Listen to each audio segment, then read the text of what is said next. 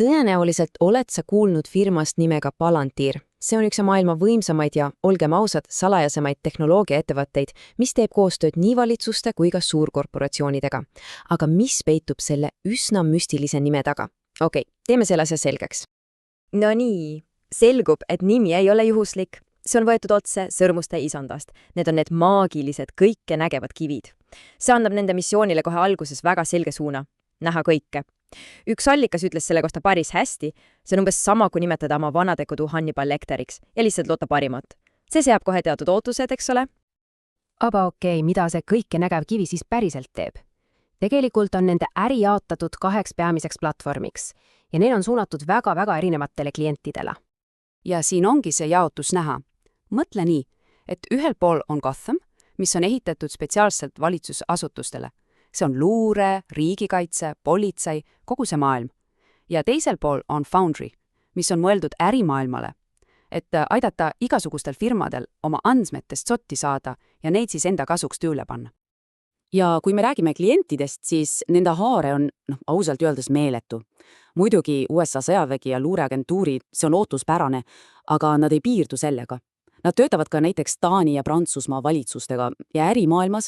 Nende tehnoloogiat kasutavad nii Airbus ja Ferrari kui ka kiirtoinuketid. See on päris lai spekter.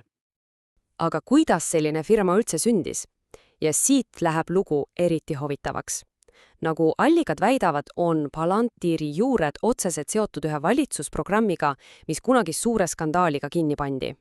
Selle programmi nimi oli Total Information Awareness, lühendiga TIA. Idee oli iseenesest ambitsioonikas. Loojad inspireeris 11. septembri rünnak ja nad tahtsid ehitada andmebaasi, mis suudaks ennustada kuritegusid ja terrorirünnakuid enne, kui need juhtuvad. Põhimõtteliselt nagu filmis Minority Report. Ja pole vist üllatav, et see tekitas tohutu skandaali privaatsuse rikkumise pärast. Ja just siin on ajastus absoluutselt kõige olulisem. Vaata seda. 2003. aasta alguses tõmbab Kongress TIA programmil rahastuse alt ära, avalikkuse surve oli lihtsalt liiga suur ja mis juhtub vaid mõni kui hiljem.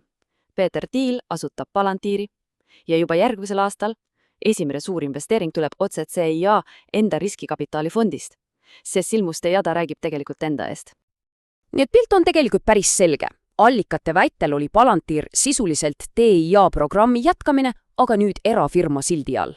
Palantiri tegevujuht Alex Karp on isegi ise öelnud, et siia oligi alguses peale nende sihtklient. Põhimõtteliselt võeti valitsuse kõige vastuolulisem jälgimisprogramm ja anti see lihtsalt erafirma kätte.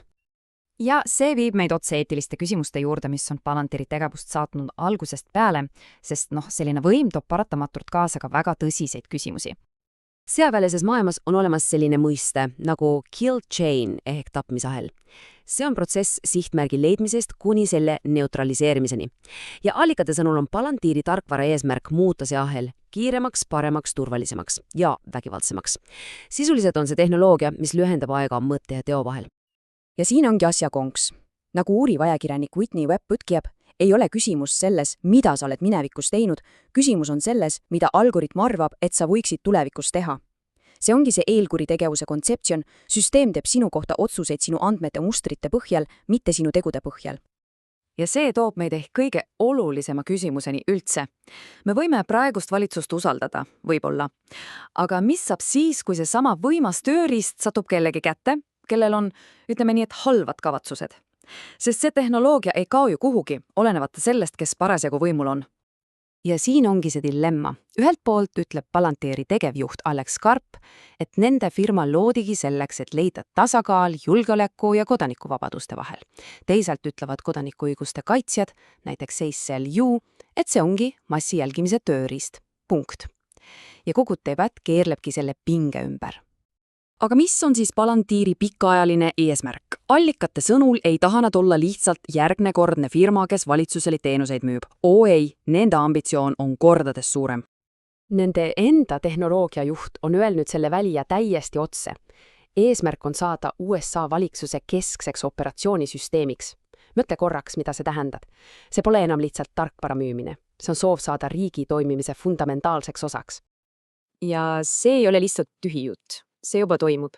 USA maksuamet on palganud nad, et potentsiaalselt luua ühtne süsteem kõikide maksumaksjate andmete haldamiseks. Neil on lepingud tervishoiuministeeriumiga, mis annab neile ligipääsu miljonite ameeriklaste terviseandmetele. Lõppeesmärk on üks hiiglaslik tsentraliseeritud andmebaas. Ja kuidas nad kindlustavad, et see visioon ka püsima jääb? Selle numbriga siin. Tänu spetsiaalsele aktsiaklassile on asutajate käes alati 49,99% hääleõigusest. See tähendab, et ükskõik kui palju aktsiat nad müüvad, on neil sisuliselt raudne kontroll firma suuna üle. Võim jääb nende kätte, igavesti. Ja see tsitaat siin, see on kaasasutaja Peter Thielilt juba aastast 2010 ja see on ehk kõige kõnekam. Ta räägib sellest, kuidas tehnoloogia abil saab maailma muuta, ilma et peaks pidevalt inimesi veenma. See on tehnoloogia kui alternatiiv poliitikale, alternatiiv demokraatlikule protsessile. See filosoofia on Palantiiri DNA-s sügavalt sees. Ja see jätabki meid ühe suure küsimusega.